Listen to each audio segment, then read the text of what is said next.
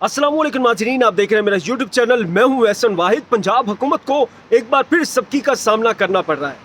पंजाब हुकूमत को एक बार फिर जो है वो रुसवाई का सामना करना पड़ रहा है। एक बार फिर पंजाब हुकूमत जो है वो नाकाम हो गई है।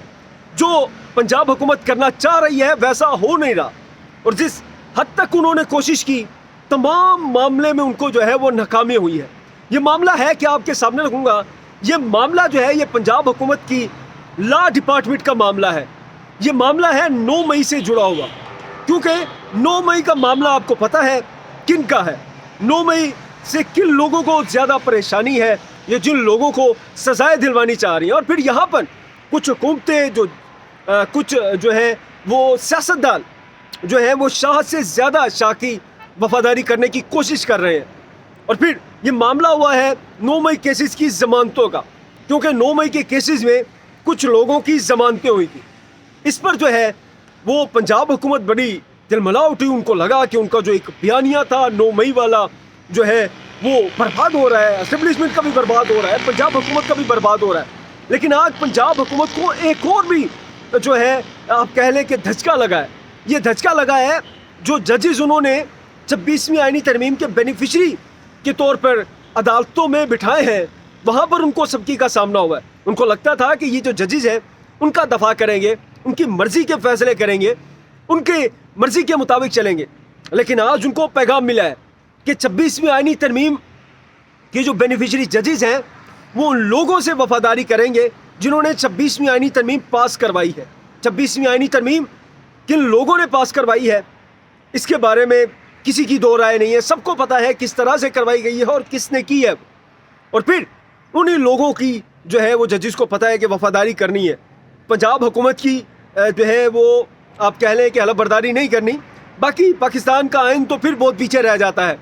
पाकिस्तान का आइन जो है वो उसको अपनी मर्ज़ी के मुताबिक हमारे जितने भी जजेस हैं वो डाल लेते हैं और वो नज़रिए ज़रूरत जो है वो मुतारिफ करवा देते हैं।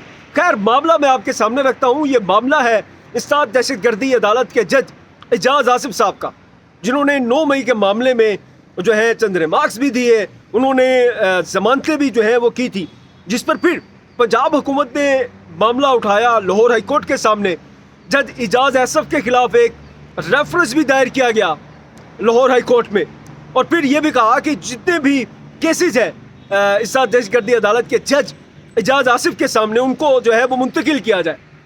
इस पर जो है वो लाहौर हाई कोर्ट ने एक तो वो रेफरेंस दाखिल जो किया गया था उसको खारिज कर दिया, वहीं पर जो केसेस मुंतकिल करने की दरख्वास्त थी उसको भी खारिज कर दिया। और फिर जो प्रोसिक्यूटर जनरल है पंजाब हुकूमत के, उनको 22 लाख रुपए का जो है वो जुर्माना कर दिया था। उन्होंने कहा था कि आप जो है पाकिस्तान की अदलिया को नुकसान पहुँचाने की कोशिश कर रहे हैं। इस सारे मामले पर फिर जो पंजाब हुकूमत है वो लाहौर हाई कोर्ट से होती हुई फिर सुप्रीम कोर्ट ऑफ पाकिस्तान में पहुंची, और आज सुप्रीम कोर्ट ऑफ पाकिस्तान में चीफ जस्टिस याहिया अफरीदी ने भी जो लाहौर हाई कोर्ट का फैसला है उसे बरकरार रखा। उन्होंने जो जुर्माना आयद कर दिया गया था वो भी बरकरार रखा 22 लाख रुपए का। और उन्होंने जो प्रोसिक्यूटर जनरल ऑफ पाकिस्तान थे उनको कहा कि आप जो है ये जुर्माना जो आपको आयद किया गया है इसको अदा करें, इसमें कोई बड़े बात नहीं है।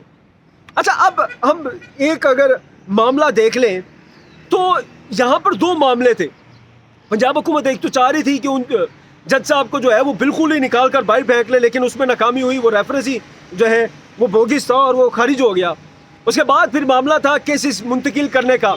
इस सारे मामले पर जो है जब वो सुप्रीम कोर्ट ऑफ पाकिस्तान में इस पर बात हुई तो वहाँ पर जो प्रोसिक्यूटर जनरल पंजाब थे उन्होंने कहा कि अब हम नहीं चाहते हैं कि वहाँ से केसेस मुंतकिल हो, क्योंकि जो जज है वही उन्होंने तब्दील करवा लिया है। आपको अंदाज़ा लगा लें कि इंसाफ पाकिस्तान में किस तरह से मिल रहा है। अगर हुकूमत की मर्ज़ी के फैसले ना हो तो फिर वो जजेस भी तब्दील करवा देते हैं, और फिर जजेस के ख़िलाफ़ जो है वो रेफरेंस भी आ जाते हैं, और फिर उनकी कोशिश की जाती है कि जो जज उनकी मर्ज़ी के मुताबिक फ़ैसले नहीं कर रहा या फिर उनको जो है हजीमत का सामना करना पड़ रहा है किसी जज के फ़ैसले से, तो उनको जो है वो निकाल बाहर किया जाए। ये उनकी सबसे बड़ी कोशिश है। खैर, अब देखते हैं कि इस सारे मामले में फिर पंजाब हुकूमत क्या बयानियाँ बनाती है, लेकिन अब तक जो है उन्हें सबकी का सामना करना पड़ रहा है। खैर, दूसरा अभी सुप्रीम कोर्ट ऑफ पाकिस्तान में 9 मई केसेस में जो ज़मानतें मनसूख करने का मामला था वो भी पंजाब हुकूमत ने सुप्रीम कोर्ट ऑफ पाकिस्तान से रब्ता किया, जो जमानतें मिली पीटीआई के रहनुमाओं को या कारकुनों को, तो फिर पंजाब हुकूमत ने सुप्रीम कोर्ट ऑफ पाकिस्तान आज इस केस की समाअत भी चीफ जस्टिस याह्या अफरीदी साहब ने की। तो उन्होंने अदालत के सामने रखा कि ज़मानतें जो है वो नहीं दी जा सकती थी, क्योंकि जितनी भी ज़मानतें दी गई हैं वो सेक्शन 497 के थ्रू जो है वो दी गई हैं, लेकिन जो इस्ताद दहशतगर्दी के जो मुकदमात होते हैं उन पर सेक्शन 497 जो है वो लागू नहीं होता। इस पर फिर वहाँ पर दो नुकात उठाए चीफ जस्टिस याह्या अफरीदी साहब ने, और उन्होंने कहा कि हम आपको थोड़ा सा वक्त देते हैं, आपके पास दो नुकात हैं, आप इन पर गौर कर लें। अगर आप कहते हैं कि ज़मानतें ना दी जाएं तो फिर ये करते हैं कि हम ऑर्डर कर देते हैं कि 3 माह के अंदर जो है वो ट्रायल कोर्ट फैसला कर दे मुकम्मल, और फिर इस सारे मामले की जो कार्रवाई चलेगी या जो भी ट्रायल चलेगा उसमें 15 दिन की जो रिपोर्ट होगी वो सुप्रीम कोर्ट ऑफ पाकिस्तान में जो है वो जमा करवाई जाएगी। इस पर उन्होंने जो है वो वक्त दिया है प्रोसिक्यूटर जनरल ऑफ पंजाब को कि आप इस पर गौर करके और पंजाब हुकूमत का जो भी जवाब है वो हमें यहाँ पर ला कर दें। इसकी समाअत मुलतवी कर दी गई है, थोड़ी देर बाद होगी। जब ये वीडियो सुन रहे होंगे तब तक जो है वो मामला मुकम्मल हो चुका होगा और वो दूसरी वीडियो के थ्रू मैं आपके सामने रखूँगा। अच्छा, वहीं पर जो एक और अहम नुक्ता था वो था कि हमने 9 मई के हवाले से एक दस्तावेज़ात जो है वो तैयार किए हैं, जो प्रोसिक्यूटर जनरल ऑफ पंजाब थे उन्होंने अदालत के सामने कहा।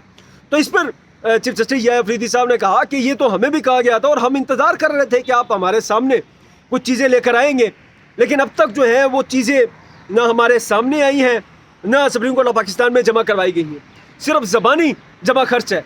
अब देखते हैं कि ये मामला भी किस तरफ जाता है। फिर एक सुपर टैक्स का मामला था जिसमें जो सीनियर वकील है मखदूम अली खान वो आज अदालत में पेश नहीं हुए।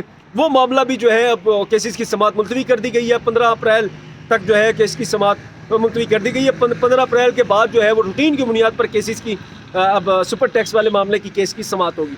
और इसके अलावा जो 25वीं तरमीम का मामला था वो भी सुप्रीम कोर्ट ऑफ पाकिस्तान में चैलेंज किया गया था। जो दरख्वास्त गुजार थे उन्होंने कहा है कि अदालत में कि केस बड़ी मुश्किल से फिक्स हुआ है, तो आप रोज़ाना की बुनियाद पर इस केस की समाअत करें।